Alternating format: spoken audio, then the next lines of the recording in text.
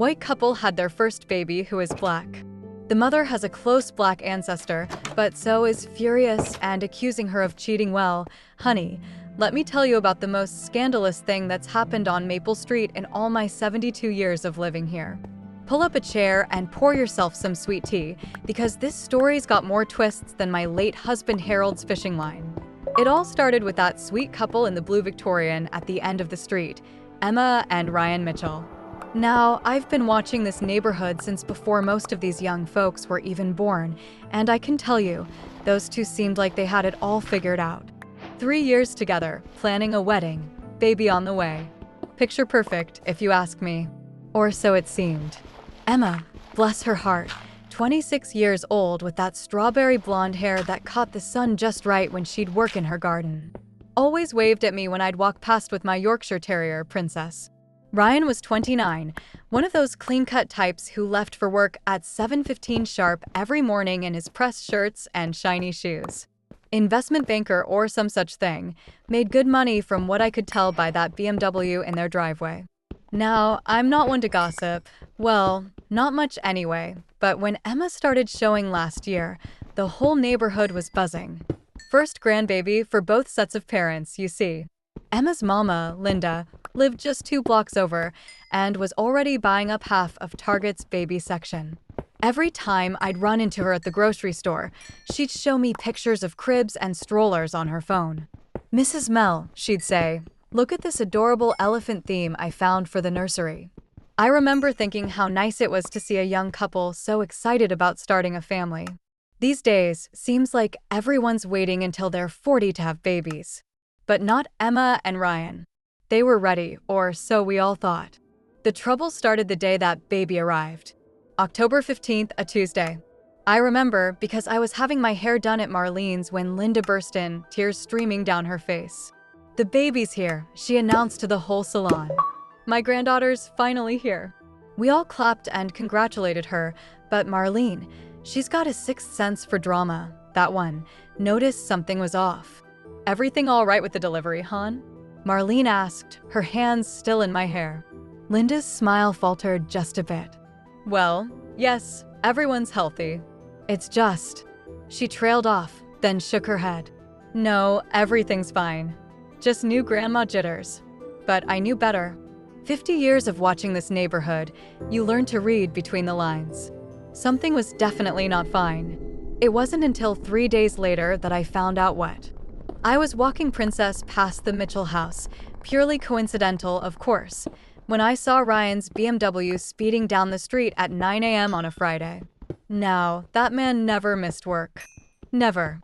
In 3 years, I'd seen him homesick exactly once, and even then, he was on his laptop on the front porch. Then I noticed the curtains were all drawn. In October, when Emma loved her natural light, something was definitely wrong. It was my neighbor Carol who filled me in. She worked at the hospital as a nurse, not in maternity, mind you, but hospitals are small worlds. "Mrs. Mel," she whispered over our shared fence that afternoon, "you're not going to believe what I heard." Now, I don't encourage gossip, but sometimes information just finds its way to you. According to Carol, there'd been quite a scene in the maternity ward. The baby, sweet little Sophia, they'd named her, had been born with beautiful dark skin and the most gorgeous curly black hair.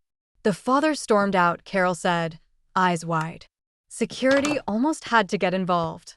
He was shouting about cheating and lies. Poor Emma was sobbing.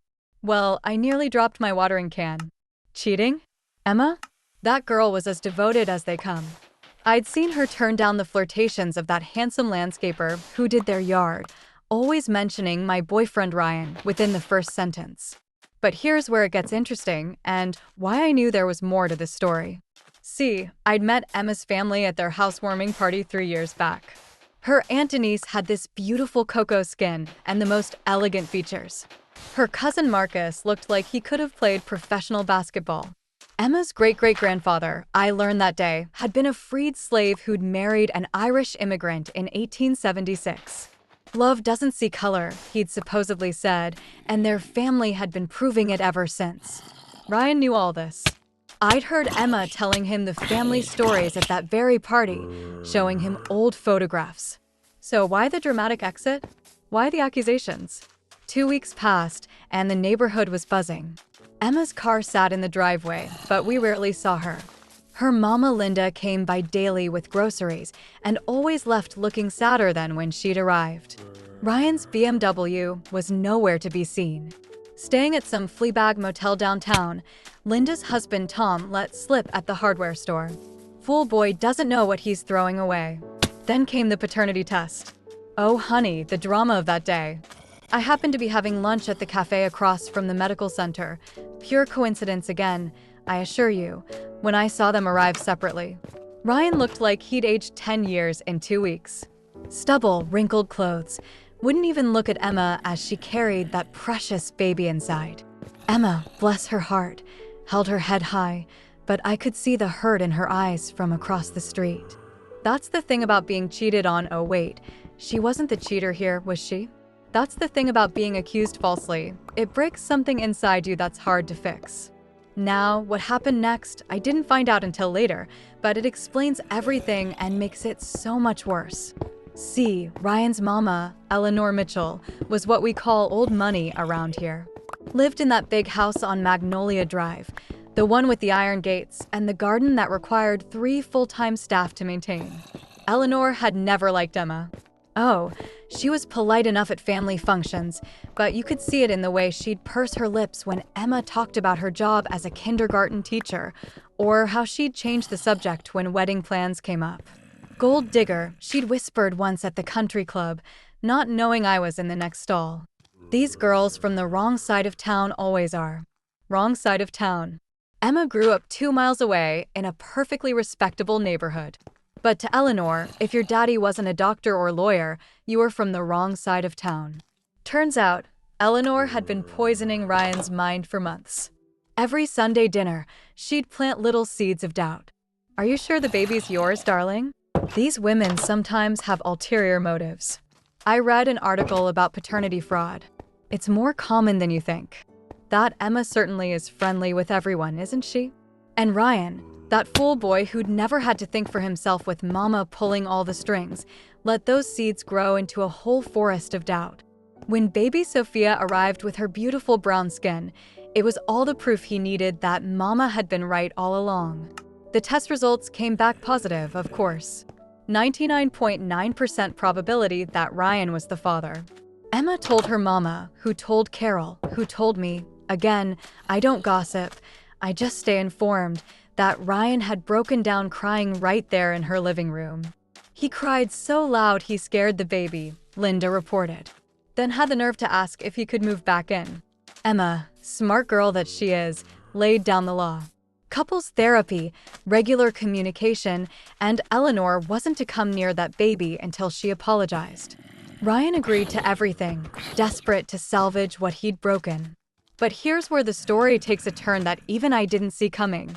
They started therapy with Dr. Patricia Hobbs, excellent therapist, been practicing for 30 years. I know because she helped the Johnsons save their marriage after that whole affair with the dental hygienist. But something was different this time. See, Eleanor Mitchell didn't become old money by giving up easily. When Ryan told her she needed to apologize to see her grandchild, she didn't throw a fit. She didn't argue. She smiled that cold smile of hers and said, "Of course, darling. Whatever you think is best." That should have been the first warning sign. The therapy sessions were going well, according to Emma's mama. Ryan was learning about trust and communication. Emma was working through her hurt. They were even talking about him moving back in by Christmas. Then came the DNA test results in the mail. Now, you're probably thinking, didn't they already do a paternity test? Yes, honey, they did. But this was different.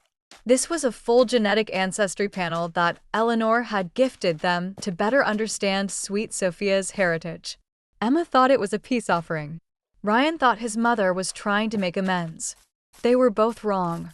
The results showed something interesting. Emma's black ancestry was more recent than she'd thought. Not her great-great-grandfather, but her grandfather. The one who died when Emma's mama was just a baby. The one they had no pictures of. The one Emma's grandmother never talked about. Eleanor hired a private investigator. Oh yes, she went there. Had the man digging through records, interviewing people in nursing homes, tracking down distant relatives.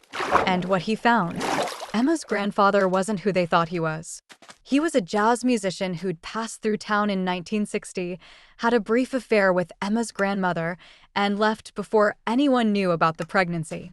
Emma's grandmother, terrified of the scandal in those less accepting times, had quickly married a white man who agreed to raise the baby as his own. Now, this shouldn't have mattered. Love is love and family is family. But Eleanor didn't see it that way. She saw an opportunity. She started showing up at Ryan's workplace with concerns. She'd corner him at lunch with manufactured evidence that Emma's family had lied about their heritage. She hired someone to create fake social media profiles suggesting Emma had dated black men before, as if that mattered or was any of her business. If they lied about this, Eleanor would whisper, "What else are they lying about?" The therapy sessions became tenser. Ryan started bringing up things that made no sense. Why hadn't Emma done more research into her heritage? Why didn't she tell him about the jazz musician grandfather? Emma correctly pointed out that she didn't know about any of this until Eleanor's investigation. But the damage was creeping in like water through cracks in a foundation. Then came Thanksgiving. Oh Lord, Thanksgiving. They'd decided to host both families, hoping it would help mend fences. Emma cooked for 2 days straight. Her mama helped with the pies. Even Ryan seemed excited, talking about how this would be Sophia's first holiday. Eleanor arrived an hour early, while Emma was still in the shower. She brought her sister Vivian and her best friend Margaret, both cut from the same cloth, if you know what I mean. They sat in the living room like 3 judges at a trial, examining everything from the furniture to the baby items with critical eyes. When Emma came downstairs, hair still damp, baby Sophia in her arms, the temperature in the room dropped 10 degrees. "Well," Eleanor said, looking at the baby, "she certainly is striking." That's when Linda arrived with the green bean casserole and overheard. "Yes," Linda said firmly, "Sophia is absolutely beautiful. Just like her mama." The battle lines were drawn.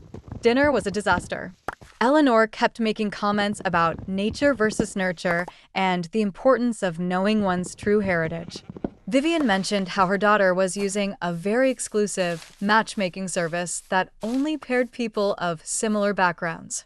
Margaret just sat there nodding and making disapproving sounds every time Sophia made any noise. Emma's cousin Marcus and his wife showed up halfway through dinner. They'd been invited weeks ago. The moment this beautiful black couple walked in, Eleanor's mask slipped completely. "I didn't realize this was an integrated gathering," she said, loud enough for everyone to hear. The room went silent. Even Ryan, who'd been trying to keep peace, looked shocked. Marcus, God bless him, just smiled. "Well, Aunt Eleanor, can I call you that? Since we're about to be family?" Integration happened about 60 years ago. Welcome to the present. Eleanor left before dessert, dragging Vivian and Margaret with her. But the damage was done. The family dinner meant to heal wounds had only deepened them. Ryan tried to apologize, but Emma was done pretending this could work. How could she raise a black daughter with a man who couldn't stand up to his racist mother? How could she trust someone who questioned her integrity every time his mama whispered in his ear? They broke up for good that night. Ryan moved back to his childhood home with Eleanor, who welcomed him with open arms and immediately started introducing him to appropriate young women. But here's where the karma comes in, honey. And when I tell you it was swift and thorough. First, word got around about Eleanor's behavior. That's the thing about small towns, we talk. Her country club friends started declining lunch invitations. The charity boards she sat on suddenly found they didn't need her input anymore. Even the staff at her favorite restaurant started seating her at the worst tables. Then Ryan's work found out why he'd been missing so many days. Turns out, accusing your girlfriend of cheating and abandoning your newborn daughter doesn't look good to companies that pride themselves on family values. He wasn't fired, but he was passed over for the promotion he'd been working toward for 2 years. But the real karma? Oh, that was beautiful in its simplicity. Eleanor had spent so much money on private investigators and DNA tests and lawyers, Yes, she'd hired lawyers to look into custody arrangements, that evil woman, that she hadn't been paying attention to her investments. Her financial advisor, a black man she'd rudely dismissed at a party months earlier, had been trying to reach her about some urgent portfolio changes needed in the market downturn. She lost almost everything. The house on Magnolia Drive had to be sold. The staff let go. The country club membership canceled. She moved into a modest apartment in the same complex where Ryan had stayed during the separation. And Ryan? Well, he started seeing one of those appropriate girls his mama picked out. Brittany or Bethany or something with a B, blonde, perky, from the right family. They got engaged after 6 months, had a lovely wedding at what was left of Eleanor's connections. Then Brittany Bethany got pregnant. And when that baby was born, red hair and green eyes, looking nothing like Ryan with his dark hair and brown eyes. DNA test proved the baby wasn't his. Turns out, appropriate girls can cheat too. The divorce was messy and expensive. Ryan lost the house, half his reduced salary, and most of his dignity. Last I heard, he was living in a studio apartment, seeing Sophia every other weekend while Emma watched him like a hawk. Emma, though? That girl landed on her feet. She got full custody, child support, and something even better, her self-respect. She went back to school, got her master's degree in education, and was just promoted to assistant principal at her school. She met someone new, too. A pediatrician named David who absolutely adores Sophia. They're taking things slow, but I've seen how he looks at both of them. That's a man who knows what family really means. Last Sunday, I saw them at the park, Emma, David, and Sophia, who's walking now and has the most beautiful smile. Emma's mama Linda was there too, pushing Sophia on the swings while Emma and David spread out a picnic blanket. You know who else I saw? Ryan, sitting in his car across the street, watching the family he threw away. Eleanor was next to him, aged 10 years and 2, pointing and probably still whispering her poison. But it didn't matter anymore. Their words had no power here. Emma saw them too. For a moment, our eyes met, and she gave me a small smile before turning back to her daughter. That's the thing about truth, honey. It always wins in the end. And the truth was, Emma had never lied, never cheated, never been anything but the devoted partner Ryan had accused her of not being. The real tragedy? Sophia lost a father who could have loved her, and Ryan lost a daughter who would have adored him. All because he couldn't see past the color of her skin and couldn't stand up to a mother who valued bloodlines over love. But maybe it's not a tragedy after all. Maybe Sophia is better off without a father who needed a test to prove what should have been obvious, that love makes a family, not DNA. And certainly not the color of anyone's skin. These days, Emma waves at me when she passes with Sophia in the stroller. Sometimes she stops and lets me hold the baby, who's got the most infectious laugh. We don't talk about Ryan or Eleanor or that terrible Thanksgiving. We talk about Sophia's first words, mama and doggy, her favorite foods, surprisingly, broccoli, and how she's already showing signs of being musical. Must be that jazz musician great-great-grandfather. The blue Victorian at the end of the street has a new family now. They painted it yellow and put up a swing set in the backyard. But sometimes, when the light hits just right, I remember how happy Emma and Ryan looked when they first moved in, so full of dreams and plans. That's the real tragedy, I suppose. Not that it ended, but that it didn't have to. If Ryan had trusted the woman he claimed to love, if he'd stood up to his mother, if he'd looked at his daughter and seen beauty instead of difference, well, they'd be the ones in that yellow house, pushing their daughter on that swing set. But life doesn't give you do-overs. It only gives you lessons. And the lesson here is clear as day. Love isn't about blood or skin or what your mama thinks. Love is about showing up, standing up, and speaking up for the people who matter. Emma learned that lesson. She shows up for Sophia every day, stands up to anyone who dare say a word about her beautiful daughter, and speaks up about the love that makes their little family complete. Ryan's learning it too, the hard way. Every other Saturday, when he picks up Sophia, I see him struggle with car seats and diaper bags and all the things he should have learned 3 years ago. Eleanor waits in the car, legally required to stay 100 feet away from Emma's property. That restraining order was well-deserved after she tried to petition for grandparent rights. And me? Well, I'm still here on Maple Street, watching the seasons change and the children grow. Princess is getting older now, moving a bit slower on our walks, but she still perks up when she sees Sophia. Dogs no good people, you see. They don't care about color or class or any of the nonsense humans get caught up in.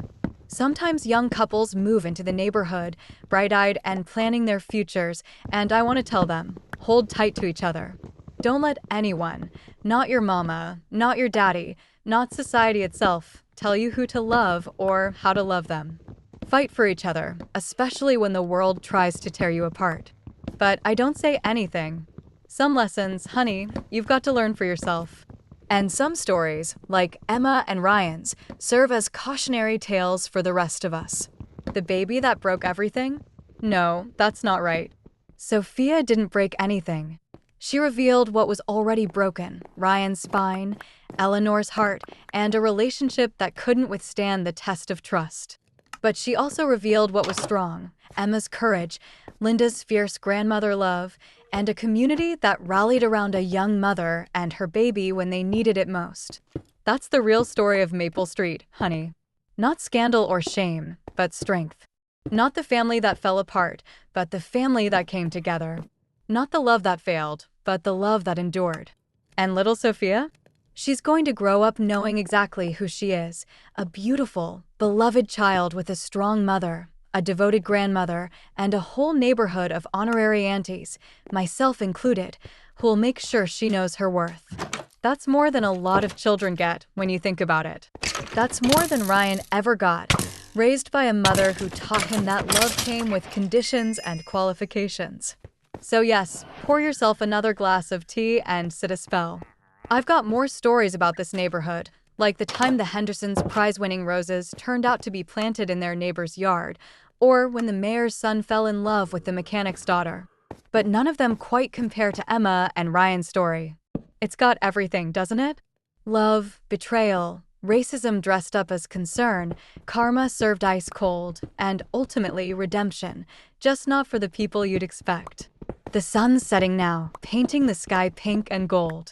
Emma's probably giving Sophia her bath right about now, David reading a story in that gentle voice of his. Linda's likely on her way over with some of her famous lasagna. A real family built on trust and choice and unconditional love. Somewhere across town, Ryan's probably in his studio apartment, looking at photos on his phone of the daughter he sees 4 days a month. Eleanor's in her modest apartment, wondering where all her friends went. Both learning, too late, that when you trade love for prejudice, you end up with nothing but regret. And me? I'll be here tomorrow and the day after that, walking Princess and watching over Maple Street. Because every neighborhood needs someone who remembers the stories, who bears witness to the choices people make and the consequences they face. Every neighborhood needs a Mrs. Mel. And honey, after 72 years on this street, I can tell you one thing for certain: love always wins in the end. Sometimes it just takes a while to figure out what love really looks like. In Emma's case, it looks like a beautiful brown-skinned baby with the most gorgeous curly hair, a mama who'd move heaven and earth for her, and a future stepfather who sees family where others saw scandal. That's not a tragedy. That's a triumph. And that, honey, is the gospel truth according to Mrs. Mel. But wait, you're still here? Well, let me refill that tea because I haven't told you the whole story yet. See, what happened after all that drama is almost more interesting than the drama itself. It was about 6 months after the Thanksgiving disaster when things started getting really interesting. I was at the grocery store, the nice one on 5th Street, not the sketchy one by the highway, when I ran into someone I hadn't seen in years: Marcus Washington, Emma's cousin's husband's brother. Now, Marcus Washington wasn't just any Marcus. This was Judge Marcus Washington, recently appointed to the state Supreme Court. "Mrs. Mel," he said, giving me a warm hug right there by the organic produce. "How's the old neighborhood?" Well, honey, I may have mentioned Eleanor Mitchell's name. And I may have mentioned the custody petition she'd tried to file. And Judge Washington's face got very, very still. Eleanor Mitchell, he said slowly. Of the Magnolia Drive Mitchells? Turns out, Judge Washington had some history with Eleanor. 20 years ago, when he was just a young lawyer, Eleanor had tried to get him disbarred. Why? He'd had the audacity to win a case against her husband's company. She'd made accusations about his competence, his education, even suggested he'd gotten his law degree through affirmative action rather than merit. I always wondered, he said, putting his apples in his cart very deliberately, if she ever learned her lesson about making assumptions based on race. Well, what do you think happened next? Suddenly, Emma's lawyer, a mild-mannered man named Harold who'd been handling things adequately, got a call from Washington and Associates. They'd like to take the case pro bono. Public interest, you see. Important to establish precedent about grandparents who attempt to use racial prejudice in custody matters. Eleanor's moderate apartment got a lot smaller when she had to pay for a high-powered defense attorney. But that's not even the best part. Remember David, the pediatrician Emma was seeing? Well, it turns out Dr. David Chin wasn't just any pediatrician. He was the son of Dr. Robert Chin, chief of staff at the hospital where Ryan had taken Emma for the paternity test. And Dr. Robert Chin had some opinions about fathers who storm out of maternity wards shouting about their baby's skin color. Unprofessional, Dr. Chin Sr. had written in a letter that somehow made its way to Ryan's employer. Disturbing lack of judgment. Potential liability in a workplace that values diversity. Ryan's studio apartment got even smaller after that pay cut. But we're getting ahead of ourselves. Let me tell you what happened during what I call the Christmas incident. It was December 23rd, and Emma had been having a rough week. Sophia had been teething, work was stressful with the holiday programs, and then she got a call from the daycare. Someone had been asking questions about Sophia. A private investigator. Eleanor, even with her reduced circumstances, hadn't given up. Emma was at her wits' end. She called her mama Linda, who called me, not for gossip, mind you, but because she needed someone to watch Sophia while she and Emma dealt with this mess. Well, of course I said yes. That baby was an angel, even with sore gums. I was sitting in my living room, Sophia on my lap chewing a frozen washcloth, when there was a knock at my door. It was Eleanor Mitchell herself, dressed in what was probably her last designer coat, holding a gift bag. "Mrs. Mell," she said with that fake smile. "I heard you were babysitting my granddaughter. Now, honey, I may be old, but I wasn't born yesterday. I knew about the restraining order. I knew she wasn't supposed to be within 100 feet of that baby." "Eleanor," I said, not moving from my chair, "you need to leave." "I just want to give her a Christmas present," she said, trying to peer around me at Sophia. "Surely there's no harm in that." "The harm," I said, standing up with Sophia tight in my arms, "is that you're violating a court order. And if you don't leave my property right now, I'll be calling the police." Her mask slipped then. For just a moment, I saw the real Eleanor, bitter, angry, and desperately lonely. "That baby is my blood," she hissed. "My grandchild." "That girl has no right dash, that girl," I said, cutting her off, "is that baby's mother. And you?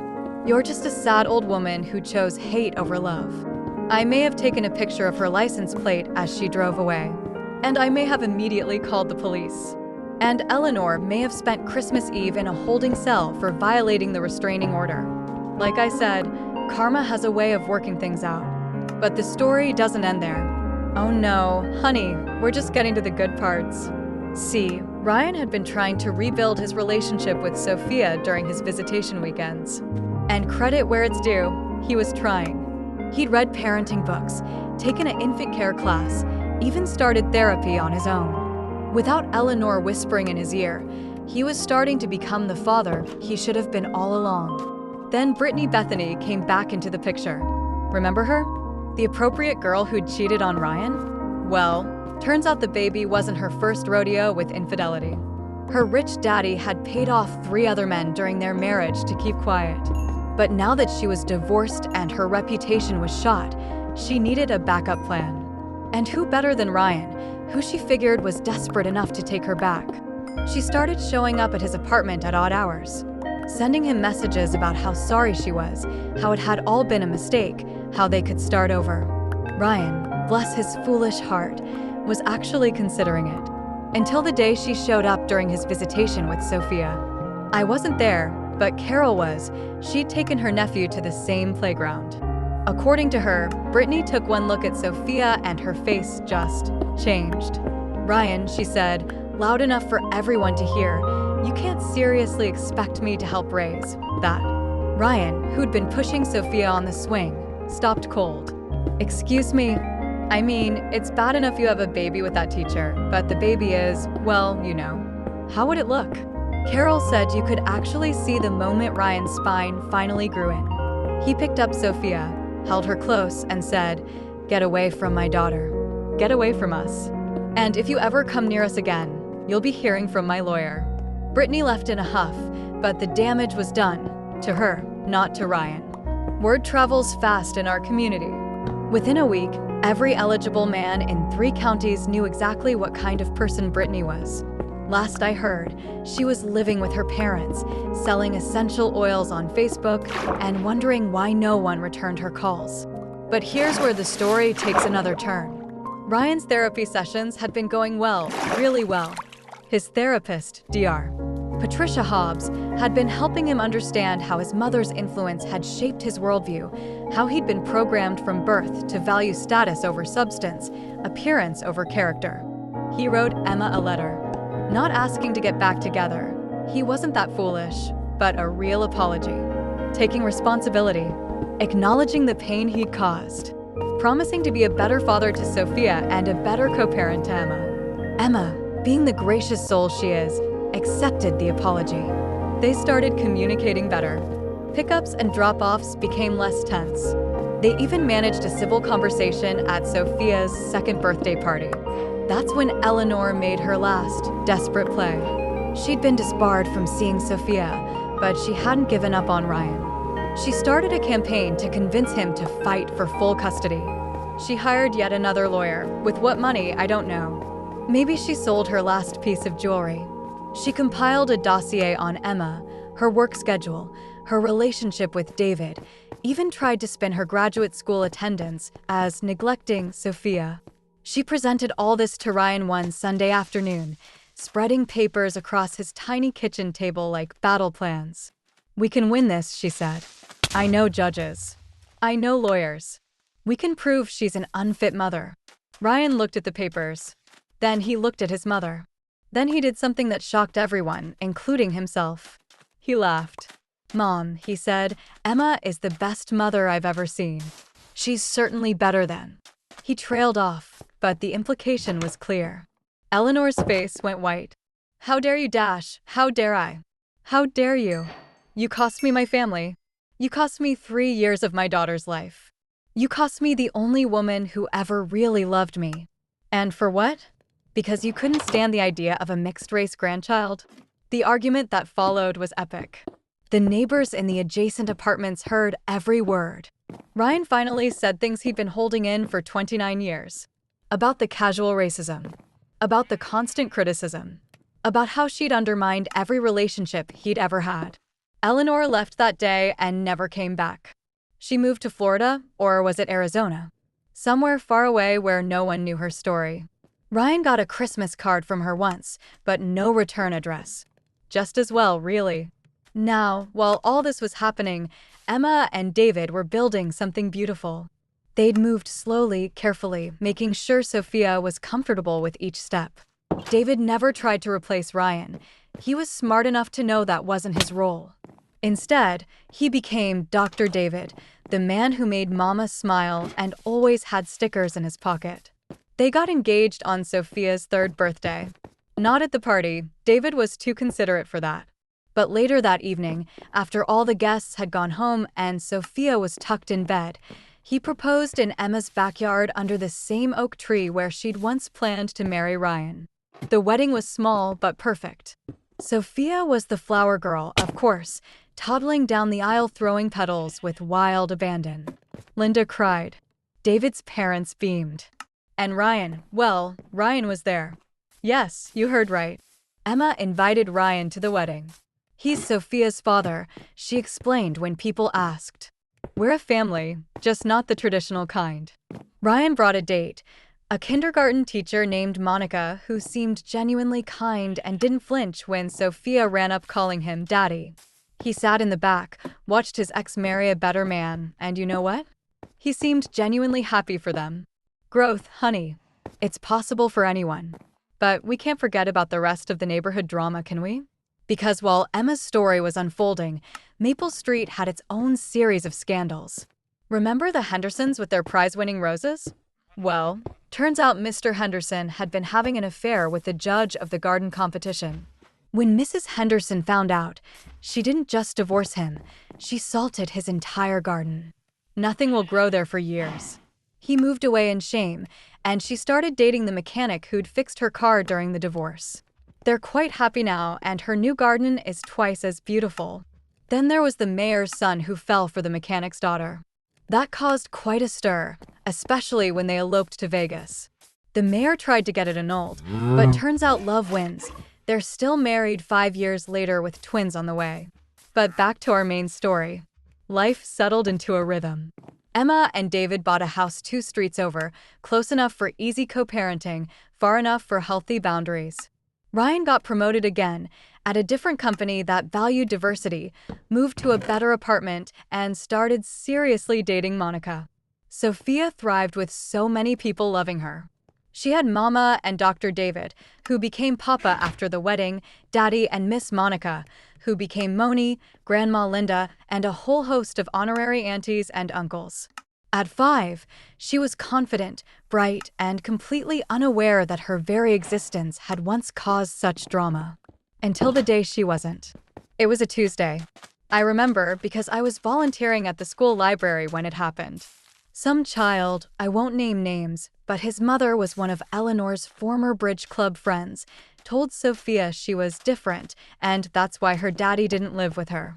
Sophia, brave little soul, marched right up to her teacher, who happened to be Monica, now Mrs. Monica Taylor, and asked, "Why don't I look like Daddy?" Monica, bless her, handled it beautifully. She called Emma and Ryan, and they all sat down together, all 4 parents, to explain families and genetics and love in terms a 5-year-old could understand. Some families match on the outside, Emma said, and some families match on the inside, in their hearts. Like a puzzle? Sophia asked. Exactly like a puzzle, David said. Different pieces that fit together perfectly. Ryan added, and you, baby girl, are the piece that makes our puzzle complete. It was a beautiful moment. One that wouldn't have been possible if they'd all stayed stuck in their anger and hurt. But the universe wasn't quite done with its lessons. Remember Judge Washington? Well, he'd been keeping tabs on the case, professionally interested in how it played out. He was so impressed with how Emma and Ryan had managed to create a healthy co-parenting relationship that he asked them to speak at a conference on family law. Your story, he said, could help other families going through similar struggles. They agreed, and their presentation was powerful. Emma spoke about trust and betrayal. Ryan talked about unlearning prejudice and choosing growth. They showed pictures of Sophia with all 4 of her parents, proving that love multiplies when you let it. Eleanor, living in her retirement community in Scottsdale, somehow saw a video of the presentation online. She wrote Ryan a letter, a real letter, with an actual return address this time. I never saw the letter, but Ryan told Emma about it, and Emma told her mama, and Linda told me. Eleanor had written to apologize. Not a real apology, she wasn't capable of that. But she acknowledged that she'd been hasty and perhaps incorrect in her assumptions. She included a check for Sophia's college fund. A large check. Apparently, she'd been living frugally and investing wisely, rebuilding some of her wealth. Ryan sent the check back with a note. Sophia doesn't need your money. She needs your love. When you're ready to offer that without conditions, you know where to find us. That was 2 years ago. The check was never resent, and Eleanor never wrote again. Some people, honey, are too proud to change, even when change would save them. But let's end the story on a happier note, shall we?